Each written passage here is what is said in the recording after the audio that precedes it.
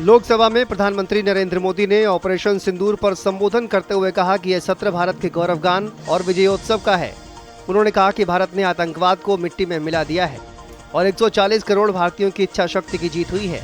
PM ने बताया कि सेना को पूरी छूट दी गई थी और पाकिस्तान को बड़ी कार्रवाई का अंदाजा लग गया था। उन्होंने यह भी कहा कि 22 मिनट में पाकिस्तान से 22 अप्रैल का बदला ले लिया। लोकसभा में राहुल गांधी ने ऑपरेशन सिंदूर पर अपनी प्रतिक्रिया दी। उन्होंने पहलगाम में पाक प्रायोजित आतंकी हमले की कड़ी निंदा की और कहा कि आतंकियों ने बर्बरता से लोगों की हत्या की। राहुल ने पाकिस्तान को चीन से खुफिया जानकारी मिलने का आरोप लगाया। उन्होंने कहा कि सरकार के पास लड़ाई की इच्छा शक्ति नहीं थी और एयरफोर्स को हमले की खुली छूट नहीं दी गई। उन्होंने यह भी कहा कि पीएम मोदी को ट्रंप के झूठ पर बयान देना चाहिए। मुख्यमंत्री योगी आदित्यनाथ ने गोरखपुर में कुश्ती प्रतियोगिता के समापन के दौरान खेल गतिविधियों में सुधार की बात की। उन्होंने कहा कि पिछले 11 वर्षों में खेलों को बढ़ावा मिला है। अब हर गांव में खेल के मैदान है और मिनी स्टेडियम भी बनाए जा रहे हैं। सीएम ने खिलाड़ियों को सम्मानित करते हुए कहा कि ओलंपिक और कॉमनवेल्थ में यूपी की अहम भूमिका होगी। लोकसभा में अखिलेश यादव ने ऑपरेशन सिंदूर पर एक बड़ा बयान दिया। उन्होंने कहा कि पाकिस्तान को पाठ पढ़ाने का अवसर था, लेकिन सरकार पीछे हट गई। पीओके और सीज फायर पर सवाल उठाते हुए अखिलेश ने सरकार की विदेश नीति को विफल बताया।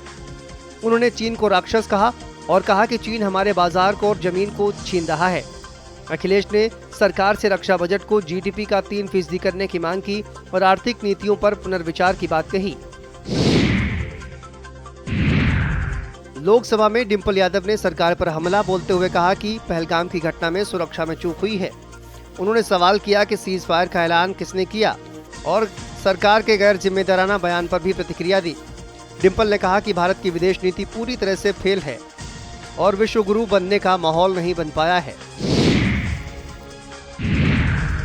यूपी सरकार में मंत्री दिनेश प्रताप सिंह ने विपक्षी पार्टियों पर पाकिस्तान की भाषा बोलने का आरोप लगाया।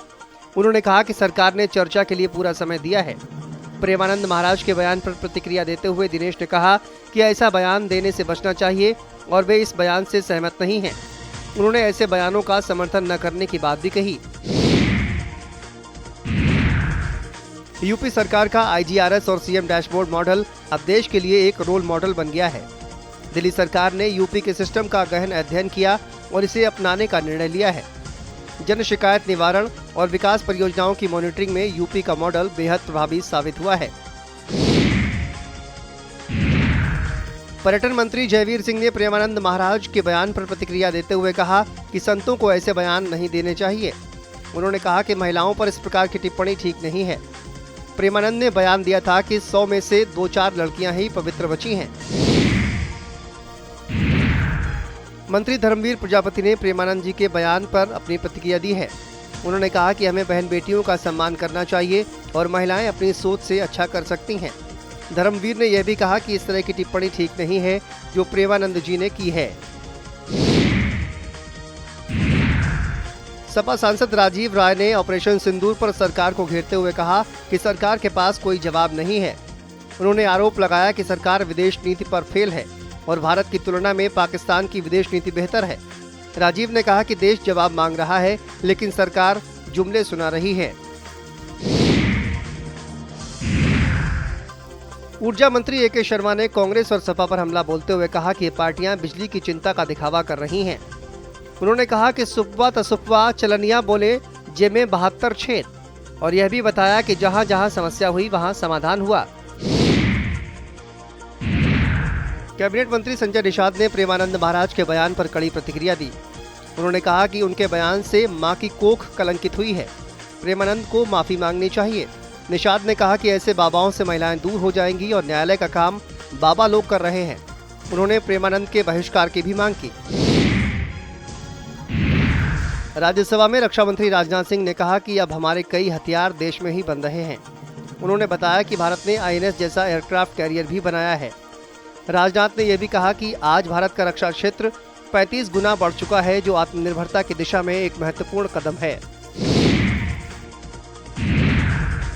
प्रेमानंद महाराज के बयान पर ओपी राजभर ने कड़ी प्रतिक्रिया दी।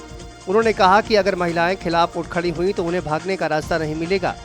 राजभर ने सवाल उठाया कि प्रेमानंद और अनिरुद्धाचार्य के पास कौन सी मशीन है, और यह भी पूछा क्या वे ये टेस्ट करते हैं कि कौन पवित्र है।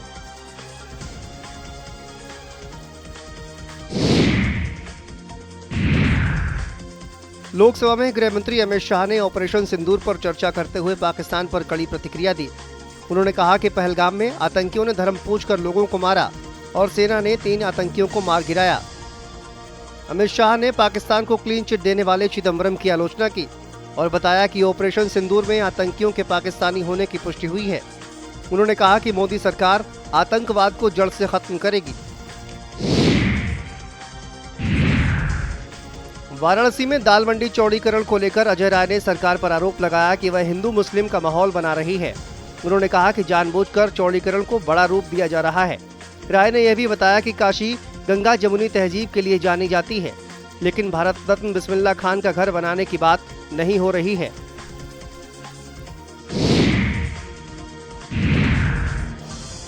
दिल्ली में आप नेता मनीष सिसोदिया ने कहा कि पार्टी ने कार्यकर्ताओं की एक टीम बनाई है जिसमें 3000 लोग शामिल हैं। वे 1 से 7 अगस्त तक देश भर के स्कूलों में जाएंगे और स्कूलों की स्थिति का जायजा लेंगे।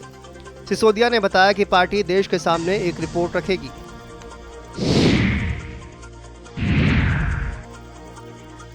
लोकसभा में प्रियंका गांधी ने ऑपरेशन सिंदूर पर चर्चा करते हुए सरकार पर निशाना साधा। उन्होंने कहा कि सेना का योगदान सराहनीय है, लेकिन पहलगाम हमले के बाद सरकार ने कश्मीर की शांति का प्रचार किया।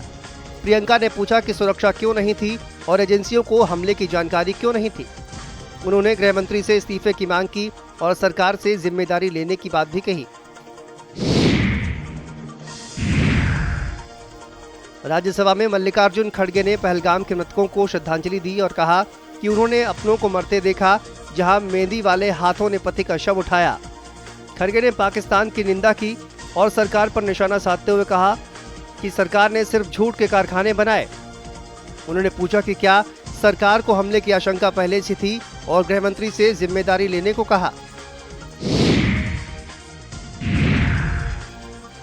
किसान नेता राकेश टिकैत ने बिहार में चल रहे SIR आंदोलन का समर्थन किया। उन्होंने कहा कि जो बाहर से होगा उसे दिक्कत होगी, लेकिन जो वहां का है उसे कोई समस्या नहीं होगी। टिकैत ने आरोप लगाया कि सरकार